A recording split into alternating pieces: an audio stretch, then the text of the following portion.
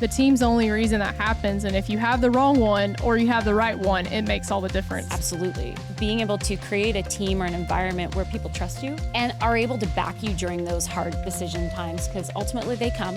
When you get out of an independent business and then you go see what that side of it looks like and how they operate and how they think, I do think having both sides makes you the best possible entrepreneur. I feel like you're an entrepreneur within their business. This industry's old, Yeah. right? I mean, lumber industry's old, building materials, it's an old industry, and it's always going to be around. It's always going to be needed. It's changed a lot, but I think right now we're at a particular inflection point. Change is happening quick, and before you know it, it's gonna look very, very different. So, dealers that are open to just doing things a little bit differently, being open to the possibilities that, the way we used to do it might not be the way we're gonna do it in the future. Welcome to the Grit Blueprint Podcast, the playbook for building unmistakable brands that grow, lead, and last in the built world. I'm Stephanie Couch, the founder of Grit Blueprint, and I'm a lifelong building industry insider. I was raised here, built my career here, and now my team and I help others win here. The truth is, you can be the best option in your space and still lose to someone else who simply shows up better and more consistently. Each week on the Grit Blueprint, I'm going to show you how to stand out, earn trust, and turn your brand into a competitive advantage that lasts. If you're ready to be seen, known, chosen, and become unmistakable, you're in the right place. Let's get started. Welcome to the Grit Blueprint Podcast. I'm your host, Stephanie Couch, and I'm here today with Kelley Scott. Welcome to the show, Kelley. Thank you. Thank you for having me. I am excited to talk to you because you're a fellow lumber girl from birth. Sure am. I mean, you don't meet a lot of girls that grew up on the lumberyard, right? No, absolutely not. No, it's rare. Yeah, for sure. And so awesome. I was pretty excited when you told me that I thought you just worked there, but then I was like, no, she legit was like born and grew up in the biz. Sure did. I love it. So tell me, you actually work at Alexandria. I do, Which is a specialty building products company. And you are in Washington right now, but you actually grew up in Canada. I did. And so I want you to tell me your story. You grew up with a single mom that was a part of a business that owned a molding company and a manufacturing company, and you grew up running around and doing all the things. Tell me about that. Yeah, so I grew up, my family, my mom, my aunt, my uncles, they started a hardwood molding manufacturing company, and at the same time opened up a retail location on the same property as our mill. Okay. And that retail location was for specialty trim and moldings and so on. So for local contractors, custom home builders. And so I grew up, my mom, my aunt, same thing. I mean, they were really, my mom always tells a story of she would go and visit customers, go to lumberyards, go to job sites, big job sites in Toronto, and I was in her belly. So I grew up on job sites and in the lumberyard, before I was even born. Yeah. And going there and having a single mom, spent a lot of time there. The employees were always so gracious. They'd let me, take a Sharpie and write the length of the lumber on the end and do all that kind of fun stuff. I annoyed a lot of people in my childhood too. I'm sure I know. They don't say it now. I mean, I obviously am still close with a lot of them and speak to a lot of them, but they don't say how annoying I was, but I can only imagine. I had one older man that worked at the counter with my dad. His name was David, and he was probably the hardest worker I've ever met. And he would let me ring people up, but you could just tell it was like, oh my God, she's here again, Yeah. But that's literally how I learned everything I knew, was figuring out, the studs and what is a stud and why is it different than an 8-foot board and what does that mean and why do people ask for it? So I love that story. Tell me a little bit about your mom and like, what was that like for her? She was one of the only women in the industry in Canada. I can't speak to the US at that time because I don't know, but in Canada, she was one of the only women in the industry. She's tough. I bet. Right? She's tough and she, larger than life. She's retired now. So when I say was larger than life, just in her career. And she was pretty amazing. She started out, at the mill and working there, but quickly they realized she should be out on the road and talking to people because she talks a lot. Yeah. And I don't identify with that at all. Not at all. And so, she went out on the road and she was going to big high-rise buildings in Toronto and selling lumber. And the reality is the men and the contractors and the purchasers, she'd walk in with her hard hat on and they would dismiss her. Mm. And as soon as she opened her mouth and started speaking, and they were like, oh, she actually knows what she's talking about. So she made a name for herself pretty quickly. Obviously competent, hardworking, strong, and it worked really, really well. And, as time went on and as we sold our family's company to Alexandria and so on, and she became our VP of sales, and, her career is something to be admired. That's for amazing. Sure. I'd love to meet her one day and talk to her about that. And I'd love to hear what she thinks about what you're doing now, because I'm sure she's very proud of you. I hope so. Well, speaking of family, you actually have an amazing daughter. Yeah. So tell me a little bit about her, because I was on a call with you the other day and we were prepping for something, and you said that she not only plays hockey and is an amazing goalie, right? Yes. But she plays on the boys team and rocks their socks. So I want to know all about that. Tell me about her. Oh, Lord, that child. Love of my life. I honestly, she never ceases to amaze me. She's really, really strong and does really hard things. When we moved from Canada to Yakima, so she always played with girls, because in Canada, hockey culture is everything. Yeah. And so tons of girls playing hockey, just as many girls as there are boys. And she always played with girls. And when I took this job in Yakima, Washington, I said, there's no girls hockey. You have to play with boys. And she was very nervous. She was 7 at that time. Super nervous, wasn't really into it. And then after her first practice, she was like, oh, I got this. That's amazing. No problem. So yeah, this year she beat out a bunch of the boys for her spot on this rep team. And I talked to her last night, and they had a scrimmage and she rocked it, as in her words. Wow. I rocked it. Well, you tell her that when she's ready for a job, that she just better call me, because she sounds like my type of girl. And I love that. The tenacity that takes to go out there and get that and just do it. That's pretty cool. So I love it. I'm sure though she gets that from you, because you have to have a role model in your life to see that mirrored, to know that you can do anything. Like even the idea that she could just say, well, I'll just go try out for the boys team. That's pretty rare. And so I know that she had to learn that from you. Yeah. Well, me and my husband, my husband he's a coach for his job. So he, that's what he does. And he's very good with her. And I think between the two of us, we complement each other well as parents, which is good. Well, 2012 was a big year for you and your family. It's kind of a weird coincidence. We have a lot of similarities, but it's also the year that my family sold their lumberyard, which is really interesting to me. But I think a lot about that time, and I know selling a family business is something that is not done lightly. There's a lot of thoughts and a lot of emotion that go into that. But you guys sold to Alexandria, which then sold to U.S. Lumber. Correct. And now is a part of Specialty Building Products. Tell me a little bit about that journey. What was it like? What was great about it? What was hard? And how has that turned into now, 13 years later? What does it look like? You're right. As a family, when you decide to sell your business, it's heartbreaking, as well as exciting. There's a reason you're doing it. For us, it was just, honestly, it was a lack of succession. So I was relatively young. I just wasn't ready. I hadn't even started a family yet, and my husband and I had just gotten married. We certainly were not in the position to take over. My cousins were in similar positions, and it just was a lack of succession. So that was really the deciding factor. Heartbreaking though. I think as much as I spent all this time in the lumberyard and in the mill, growing up, I went off to try and do my own thing, and I ran my own contracting business for a few years. Oh, wow. Just because I wanted to prove to my family, to myself, that I could do it. I didn't have to, be with the family. Ultimately, I loved being with the family, and so that's what I did. And when they decided to sell, it was pretty heartbreaking for me personally. Yeah. Entrepreneurial spirit, you would understand that.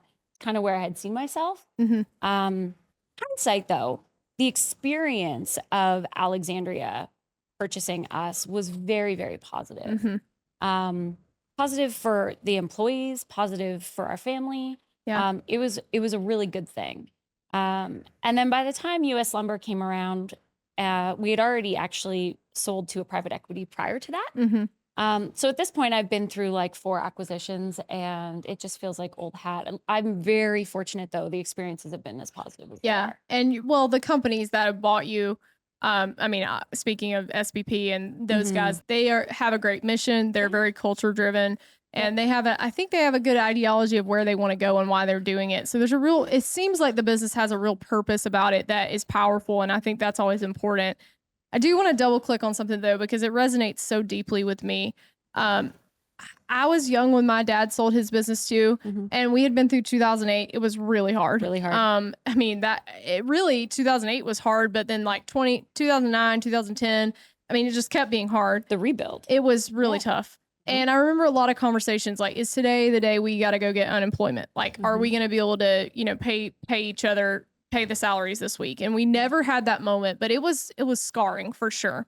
And so when I got to 2012 and my dad was like ready to get out of it, and then I thought, I'm going to go do something different. I did feel like I needed to see a different side of things. And I also felt that same thing. Like, I need to prove myself outside of this business. But I do wonder, like, I land that a lot and think, like, should I have bought it? But I wasn't ready then. And so I think what I've learned now through, I went and worked at a very large Fortune 500 company for 10 years in two-step distribution as well. And I don't believe I could have done what I'm doing now or any capacity of like the level without seeing what that looks like. When you get out of an independent business and then you go see what that side of it looks like and how they operate and how they think, I do think having both sides makes you the best possible entrepreneur, or I feel like you're an entrepreneur within their business. You're running your own branch. Like, it is your business. And there's just some great lessons. What are some of those lessons that you've seen over the last, 13 years that have helped you become a better business leader? Really, everything comes down to people, right? So you're absolutely right. I was too young, just like you, to take over. And I mean, could I have done it theoretically? Of course, right? Sure. You can do whatever you put your mind to. Yeah. But would I have done it well? I don't know. Yeah. There would have been a lot of hard lessons, and not to say there hasn't been, but that would have been a lot more challenging. I think today, the experience I've had in leading small teams to larger teams has really developed who I am as a leader, and even being able to make hard decisions that affect people. That's the hardest part of running a business, or just being in business, period, or being in a leadership position. And, being able to create a team or an environment where people trust you. Yeah. And are able to back you during those hard decision times, because ultimately they come. Doesn't matter how good you are. It doesn't matter what you're doing. You have to make hard decisions. Yeah. And, so if you have a good team that you've built trust with and a good culture with, that's really the lesson I've learned. This episode of the Grit Blueprint podcast was sponsored by Do It Best Group. Do It Best Group is the largest co-op in the world, and they help independent hardware and lumberyards all over North America win. Do It Best offers services, products, and people that can help you win long term. They are the champion of independence. I love that. Talent is something I underrated a lot of my career. Now that I have my own business, and my last 3 or 4 years, we were building greenfield door shops, and you're starting from scratch and you're building something huge, and there's a lot of money and a lot of time already spent. Like, you got to make it go. The team's the only reason that happens. And if you have the wrong one or you have the right one, it makes all the difference. And that's absolutely, I can't overvalue that now that I have a team. And like, we're here today, there's a lot of things for us to be sitting here that had to happen beforehand. And a lot of people went into doing that, but I'm the one sitting here with you. But that would have never happened. Like, the mic wouldn't work. I promise you that if it was up to me. We'd be just yelling at each other There'd on be camera. beats going off everywhere. There'd be a lot of things happening. It would not be good. The lighting would be horrible. But I think that is just something that I love. Tell me a little bit about your team, and like, what does your day-to-day look like? Because you're a branch manager. Yes. And what does that mean for people that maybe don't know what it's like to be a branch manager at that level? Yeah. So at our branch in particular, so we have a distribution facility. We have all of our logistics and trucks and drivers and everything. We have our whole sales team, procurement team. finance. And then we also have a small manufacturing facility as well. So as time has gone on, that has been less and less. But we do still do a small amount of manufacturing there. So, there's a lot of moving parts to that site. Yeah. And it's, and it can be complicated. Up until recently, we were also doing some cross-border sales as well. So lots of back and forth between Canada and the US. Yeah. Obviously, based on current situation, we've had to change some of that. Just it doesn't work in today's world. Right. But for the last 25 years, we have. So it's added some complications. Day to day, the team is I'm here. Yeah. Right? I'm in Indianapolis, and the team is running the site. And I'm actually gone for 2 weeks. I have to go to Atlanta next week. Wow. So that team is everything. They and it took a while to build it. We needed to get the right people in the right seats, and that old adage. Yeah. And that takes time and gaining trust and so on. But day to day, they honestly run it. I always joke and say they don't think they need me at this point. Well, that's always they it's say always you the should goal. replace yourself, right? Yeah. I mean, that's essentially it. They don't really, they do, and I'm there to support them and do all these, and probably sign off on things that they don't want to put their name on. But the reality is that place operates because they make it operate. Yeah. It has nothing to do with myself or whether I'm there or not. They are amazing. That's awesome. Yeah. Well, hopefully I'll get to come tour your facility one day. I would love to do that. And Washington is one of my favorite places to visit. Well, and it's so wine beautiful country. There. Oh, well, now Just saying. Where you sit, you get to see a lot of dealers out in the market. You're here, and we're going to be talking to, I think there's going to be like 9,000 members here, something crazy. What do you think sets apart the people in the business from the really successful dealers to the ones that do okay or stagnate? What's the differences there that you see? Biggest difference would be the dealers that are open to change and open to, this industry's old. Yeah. Right. Lumber industry's old, building materials. It's an old industry, and it's always going to be around. It's always going to be needed, but it's changed a lot. But I think right now we're at a particular inflection point that is change is happening quick. Yeah. And before you know it, it's going to look very, very different. So, dealers that are open to just doing things a little bit differently, being open to the possibilities that, the way we used to do it might not be the way we're going to do it in the future. Yeah. That's, I think, really what's going to change. And same thing for vendors. As a distributor, we often go through those same struggles, trying to keep up with what's new. And there's so much new. With AI, it's literally every single day. It's life-changing. It is really every day we wake up, and I have some newsletters and stuff that I get. And it's like, oh, it's been a week and ChatGPT has changed everything. And now it's a totally different experience. Absolutely. And it's like exponentially easier to do things. But it also can be exponentially easier to think that those things can happen without, certain checks and balances being in place, I guess. How do you see the future of our industry as far as the people? If you could tell people one or two things that you're most excited about what you're doing at SBP and all of the family of companies, what excites you the most about the future of our industry? So consolidation can be a scary thing, but I think it also can be pretty powerful as well. And for us at SBP, obviously we've grown exponentially over the last 5 years, let's say, since COVID. And I think our ability to serve our customers on the independent side with not just moldings, not just doors, not just decking, not just, we're able to supply these dealers and these customers with everything that we offer. And that's the plan. Not every site can do that today. Yeah. But the hope is that we're going to be this one-stop shop. It's going to be so much easier. Everything's going to come on one truck, one bill, one invoice. That is a big advantage. Yeah. And I think, SBP is different. Specialty building products, it's exactly what we are.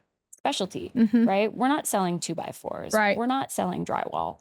That's not what we do. We're here to help on the difficult product lines. I love the hard stuff. It's the fun stuff. It is. And it's also the stuff that looks good too, right? And if no one else wants to mess with it, great. I'll take that challenge. Yeah, let's do it. I love it. Yeah. So we're here at the market, and you've been working with Do It Best. So tell me just one last thing about what it's like to be a vendor partner, because you guys are one of their gold sponsors. You've worked with Do It Best in a lot of capacities. Yeah. We're collaborating on some panels and some different things. What's the best part for co-op dealers and members that helps them have a competitive advantage by working with people like Do It Best and like Specialty Building Products? For the dealers, being a part of Do It Best, it helps with your buying. Yeah. It helps and not just specialty building products. We can go to your independent yard, but we also work with the RSCs, and that's a big piece as well. I mean, if you don't have a large enough yard, in moldings in particular, if you don't have a large enough yard or a large enough footprint in your retail location to carry that, you're able to get it regardless of whether you have that space or not. And I think being able to partner with a company like Do It Best really, it helps us, gives us a bigger footprint across the whole country. And hopefully, Do It Best feels that they benefit in partnering with us and able to help their dealers. Yeah, absolutely. Well, thank you so much for joining Thank me. you. I hope you have an amazing market. I'm going to see you on stage in a few Absolutely. days. We're going to have another panel together teaching upselling and how to use millwork to grow your margin in your business, which I'm pretty pumped about because we're both millwork girls. So I love that. Well, I will talk to you hopefully again soon because this is a great episode and I want to come and see your Washington facility pronto. Look forward to it. Awesome. Well, thank you for joining me on the Grit Blueprint. Thank you for listening to the Grit Blueprint podcast. If this episode helped you think a little differently about how to show up, share it with someone in your building world who needs it. If you're ready to turn visibility into growth, then head to gritblueprint.com to learn more and book a call to talk to us about your growth strategy. Until next time, stay unmistakable.